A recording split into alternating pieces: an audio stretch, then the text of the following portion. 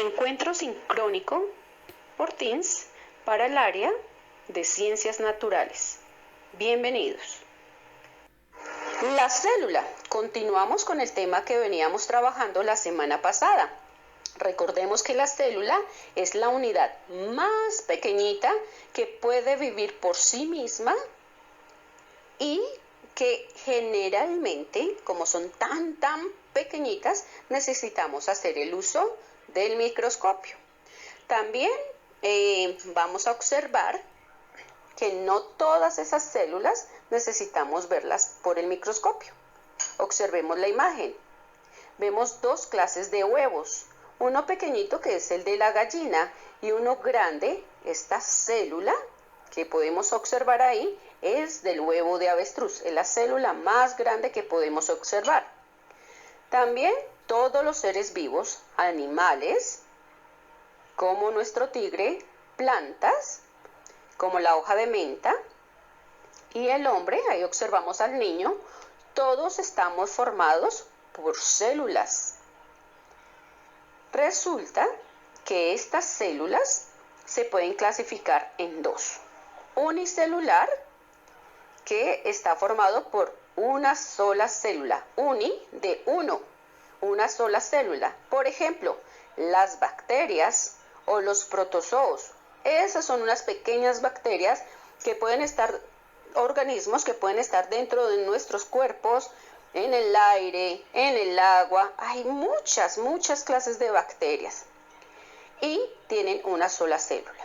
Y también está la pluricelular. Quiere decir que tiene muchas células. La palabra pluri significa muchas. Por ejemplo, el tigre, las plantas y el hombre están formadas de muchas células, es decir, pluricelular. Ahora vamos a hablar sobre las funciones vitales que tienen las células. Hay tres funciones principales. Nutrición, es decir, el alimento. Hay células que absorben esos alimentos, esos nutrientes importantes para su vida. También relación. En esta relación, esa célula recoge cierta información, que quiere decir unas señales o estímulos que les va a permitir responder de manera adecuada frente a ellos. Y por último está la reproducción, es decir, formar nuevas células.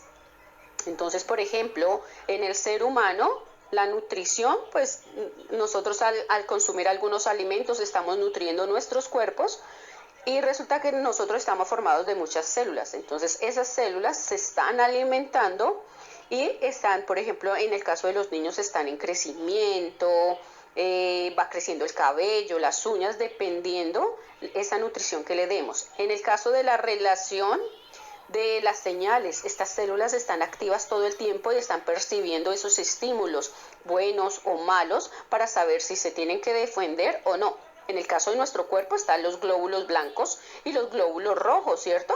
Y entonces están atentos esos glóbulos blancos para defendernos contra los enemigos, que son los virus.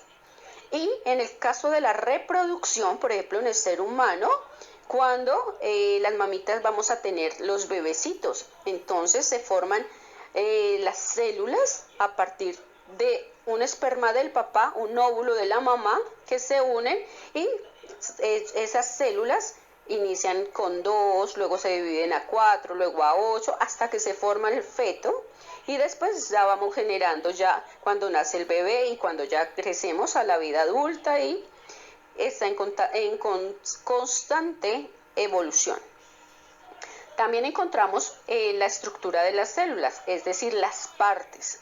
Entonces, la primera parte, si observamos la figura, se llama membrana plasmática, que es lo que recubre, lo que está alrededor de la célula, para protegerla y va a permitir la entrada y salida de los desechos, de las cosas que le sirven y también que entre lo que necesita, todos esos nutrientes.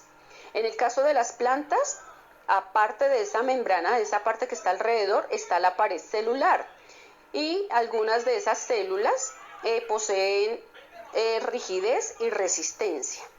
Otra segunda parte es el citoplasma. Observemos la imagen.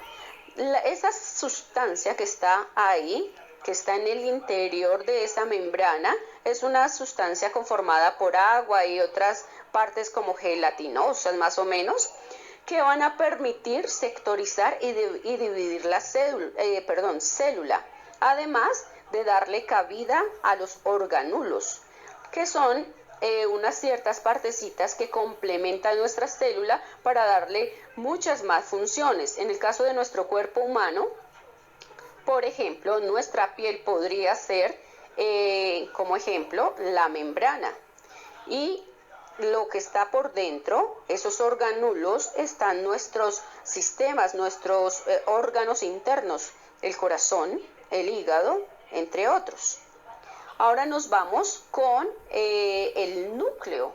El núcleo es uno de los más importantes orgánulos porque es el que nos permite o que tiene más bien el material genético, es decir, todas las características hereditarias que pueden decir que provienen de nuestros padres, es decir, que hay una célula madre, en el caso de nosotras, las mujeres damos vida y ha tenido una célula unida con la del padre y formó una célula madre. A partir de ahí, esas células, recuerden, se van subdividiendo hasta formar el feto y luego el bebé.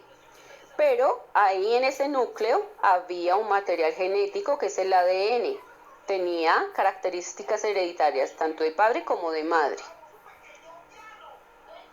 Y por último, están los organulos que estaba hablando antes, esos órganos que cumplen unas funciones específicas que lo mencioné, que en el cuerpo de nosotros, por ejemplo, los riñones que excretan sustancias que ya no necesita el cuerpo.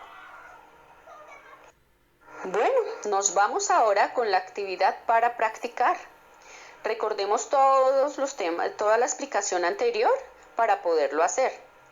Hablamos sobre las partes de la célula, las dos clases que hay, unicelular, pluricelular, y vamos a responder falso o verdadero según sea la pregunta. Vamos a ver. La célula es la parte más pequeña de un ser vivo. ¿Falso o verdadero? Si respondiste verdadero, excelente, muy bien. ¿Los genes los podemos encontrar en el núcleo? Si respondiste verdadero, felicitaciones, muy bien. ¿La capa que rodea la célula es la membrana? Si respondiste verdadero, felicitaciones. Los seres vivos formados por una sola célula son pluricelulares. Si respondiste falso, excelente, felicitaciones. En el citoplasma podemos encontrar organulos. Si dijiste verdadero, excelente.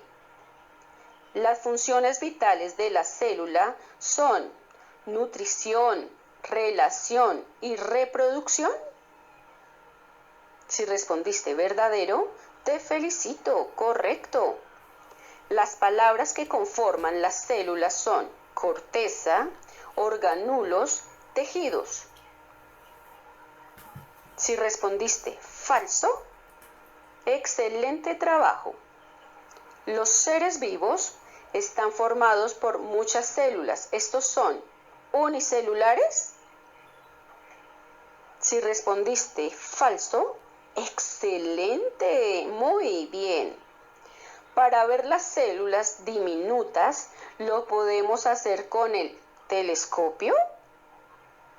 Si respondiste falso, felicitaciones.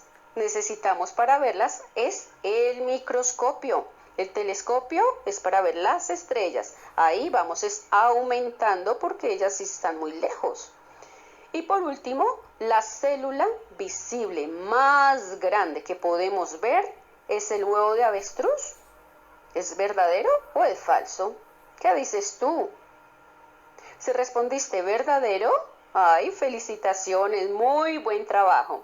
Si te equivocaste en alguna de ellas, no importa. Poco a poco vamos comprendiendo este tema. Así que ánimo. Sigue repasando estos temas, volviendo a repetir la explicación. Cuídate mucho. Bueno, hemos terminado nuestra clase para hoy. Así que espero que les haya quedado súper claro este tema y ya pueden ir a resolver las actividades de la cartilla. ¡Chao!